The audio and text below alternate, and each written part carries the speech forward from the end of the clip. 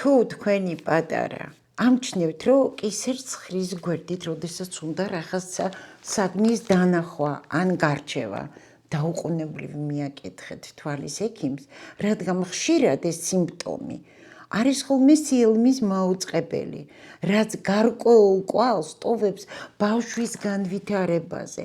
სიელმეს არ არის მარტო კოსმეტიკური დეფექტი, როდესაც ადამიანს არ მოსწონს, რომ არასიმეტრიულად აქვს თვალი. სიელმე 25 ფორმის არის და შეიძლება ადამიანს ჰქონდეს ჩივილები, მაგრამ არ ეტყობოდეს, რომ მას არასიმეტრიული დგომა აქვს თვალის. თავის ფორმითაც გამოიხატება ლოკალიზაციით, ანუ შეიძლება იყოს ვერტიკალური, ჰორიზონტალური და ასე შემდეგ, მაგრამ ყველაზე მნიშვნელოვანი, ნუ გადადებთ, ნუ დაელოდებით, რომ გაიზრდება და მერე მივიყვან ბავშვს. თვალის კლინიკა მაგ აღჭურვილი აპარატურით, რომელიც გვაძლევს საშუალებას ჩვილობიდან მოყოლებული პატარებს ჩაუტაროთ როგორ დიაგნოსტიკა, აგრეთვე მკურნალობა. რაც შეეხება მაგოთერაპიის მკურნალობას, ბავშვებში იგი თამაშის ფორმით მიმდინარეობს.